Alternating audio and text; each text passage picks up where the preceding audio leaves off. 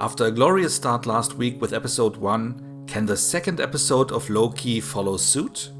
Hi there, it's Micha. Come in and find out.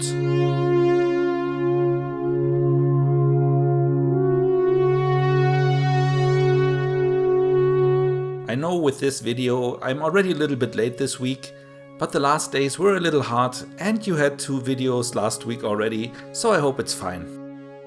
Also, this is my 50th video on the channel. Yes! But enough about that, let's jump right into the synopsis. The episode starts with another appearance of the Rogue Loki variant in 1985, where he appeared on a Renaissance fair. Another team of Minutemen is being killed off, and the Loki variant even takes a hostage this time, a first. Meanwhile, Loki half-assedly reads up on all the TVA manuals to get fit for his first mission, which of course turned out to be on that Renaissance fair. Do I get a weapon? Nah. Unfortunately, there, Loki is just up to his old tricks and tries to stall for time, ultimately leading to that mission's failure. However, Mobius is convinced that Loki will be very useful in the future, so he is advocating for him getting a second chance, which he does. And what does my chance require? Work. His task? To go through all the relevant Loki variant files and check for things that the team might have overlooked. Something only a Loki would see. The big question on everyone in the Bureau's mind is, every time the variant is showing up, there is a Nexus event. So, where does he hide in between those occurrences? Because he needs to be somewhere. After hours of research, Loki comes up with a theory. Maybe that variant of Loki is hiding right in the place where an apocalypse is taking place. Because, according to his theory, right before an apocalypse you can do whatever you want. Because everyone around you is being eliminated from the face of the earth anyway. So you will likely not even show up on the TVA's radar. They quickly put this theory to the test by going to Pompeii. And apparently Loki is correct, because every stupid thing he does there is not even registering on Mobius's equipment. Convinced by this theory, Mobius remembers that the little boy he questioned in the Middle Ages had a Kaplooey candy bar, which was only produced for a few years around the 2050s. With this information, they are quickly able to find out behind which apocalypse this variant of Loki is hiding. So they are off to Loki's second mission. Do I get a weapon? Gear up. Don't those Absolutely not. So there, in the year 2050, in Alabama, Loki is finally meeting face to face with that rogue Loki variant. How nice to meet you. Who is using different bodies to distract him from finding out their real identity, which turned out to be a female variant. Loki learns that the variant has no interest in him, and neither is interested in the doing of the TVA. But she has bigger plans apparently, because every time she attacked a Minutemen team, she also stole one of those reset charges that they use to reset the timeline. Having gathered a few of them, she is setting them off all at the same time, having them vanish, apparently through portals, so they land throughout history, creating several Nexus events all at once. The episode ends with the rogue Loki leaving through a portal and our Loki following her right before Mobius and the Hunters are catching up to him.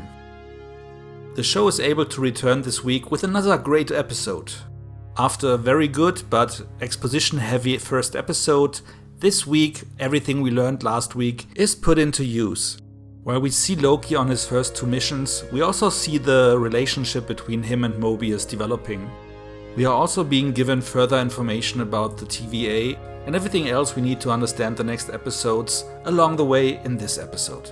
For instance, we learn that Miss Minute, the cartoon character who was explaining all the workings of the TVA in the first episode, appears to be a living character who can jump out of the computer screen to interact with Loki, helping him to learn about the TVA, even if he doesn't like to and appears to be a little bit hostile against that character.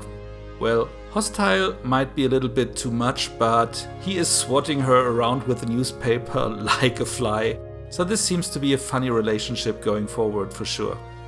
We also learn that our female rogue Loki variant is very fond of a technique called enchantment, where she can take over another person's body and use it as she likes, and basically jumps from body to body that way.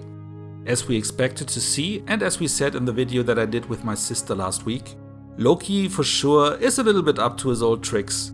On his first mission, trying to appear more important and superior to the other variation of Loki, to further his status within the team and to further his own plans, because he really likes to meet up with the Timekeepers. While doing so, he was mostly stalling for time, something that also teaches Mobius something, that likely the other Loki also enjoys to stall for time, which she did, as we see at the end of the episode. And while Mobius still didn't really trust our Loki, You can trust me. Loki, I've studied almost every moment of your entire life. You've literally stabbed people in the back like 50 times. Why never do it again? he does give him the benefit of a doubt.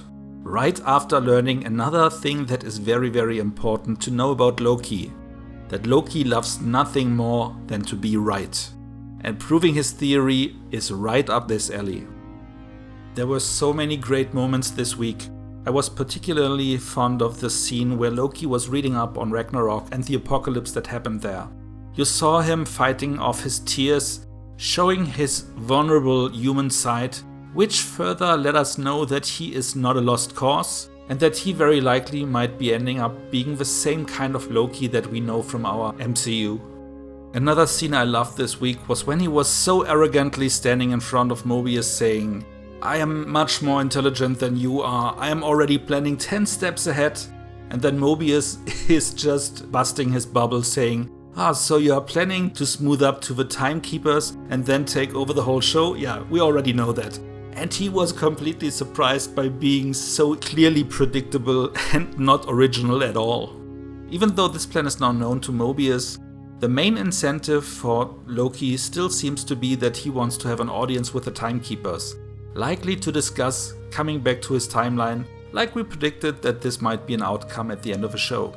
As many people are likely very confused about the whole concept with the timelines and the multiverse, maybe even thinking that there's only one timeline combined in this sacred timeline and not multiple timelines from different dimensions and universes, they really try to bring that back into our mind by doing a good job presenting to us how there might be different variations of Loki from different timelines and realities. They might have a completely different appearance just in sporting a different face. They might have a complete different body, and as we have learned at the end of the episode, might be even of a different gender.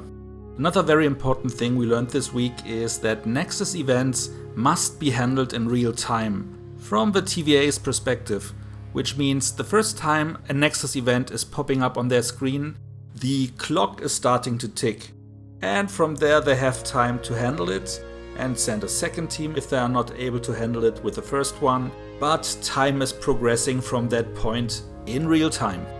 There were two small things though that bothered me this week. The first one is this: why did Hunter B-15 separate Loki from Mobius and all the rest? Why did she take him on a trip on her own on their second mission? They could have taken some other people with them. It was so obvious that something happened, that they will meet the Rogue variant and that the Rogue variant very likely takes over Hunter B-15's body, so that there is nobody else there to step in. If that was only scripted that way so the conversation between the two could happen, then I think that is very cheap. But at the end of the day, you never know how the whole series will play out. And if you are reviewing episodes on a single episode basis, not knowing the whole series while doing so, you can only speculate that maybe there is an explanation coming along for that. If not, like I said, it would be something that would detract from the overall score.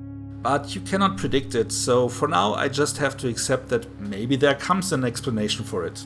Same thing goes for the other thing that bothered me, and that is that the hostage, Hunter C-20, was mumbling around the fact that she was giving up the location of the Timekeepers to the Rogue variant.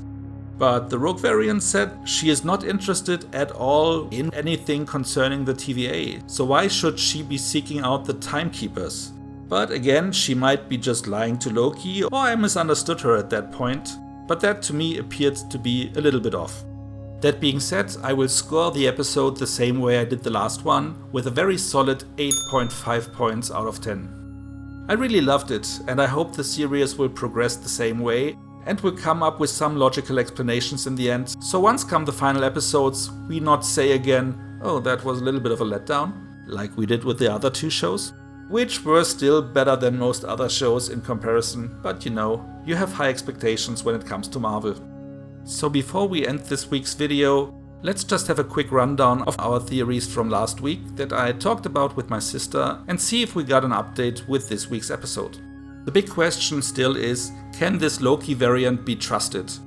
And I think from what we saw this week, especially when he reads the Ragnarok file, he is on the right path. And of course, like we predicted, they will do a lot of stuff to confuse us, to let us think he might be going back to the dark side, because he is following that Rogue Loki variant, even though Mobius said he should not do so. But to me it feels like he is just trying to follow that variant, because this is the best shot they have to stop her. Of course, right before Loki was giving a big speech to that other variant, trying to recruit her, to follow his lead, to do his plans. That may or may not be honest. I also think it was mostly stalling for time so that the other can catch up, but you never know with Loki. Still, I think ultimately he will come out the good guy in the end. Another thing we discussed is the evil variant Lady Loki? So for sure she is female, so it's very likely that she is Lady Loki. Even though I am not 100% familiar with what Lady Loki is doing in the comics, and if the storyline in the comics is the same as we have here, but maybe Angie has some ideas about that if we are doing another video this week. Let's see. We also discussed where all the employees are coming from, and Mobius was pretty much laying it out for us, saying that everyone was created by the Timekeepers, including himself. So yes, pretty much everyone is just living inside the TVA world. But still, the theory from last week might be correct that variants that are deemed not guilty may be kept there to help working in the Time Bureau. We will see. There was nothing more concrete about the point Nexus event versus approved event, but apparently you can use a time reset charge to disturb the timeline, which is fascinating to me because if that female Loki was really able to disturb the timeline to create Nexus events by just sending back those charges back in time and having them explode in some spaces in time, then that is something they could have predicted after so many charges were stolen. So that is a little bit of an oversight if that is really that easy, but maybe there is more to it so that they couldn't predict it. I guess we will find out about that also within the next episodes.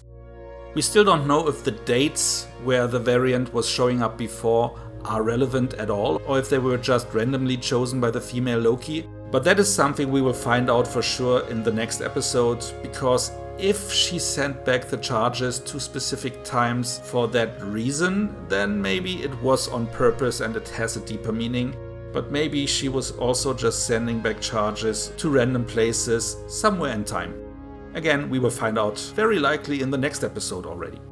So much regarding theories. As mentioned before, maybe we have a second video like last week where I have a little discussion with my sister again, but I cannot promise you that because it depends on how much time we have. If not, watch out for the next video for the next episode. Till then, my question for you: what do you think about those theories? Which theories do you have? Did you like the episode the same as the last one? Or was that one better or maybe even a little bit worse for you than the last one?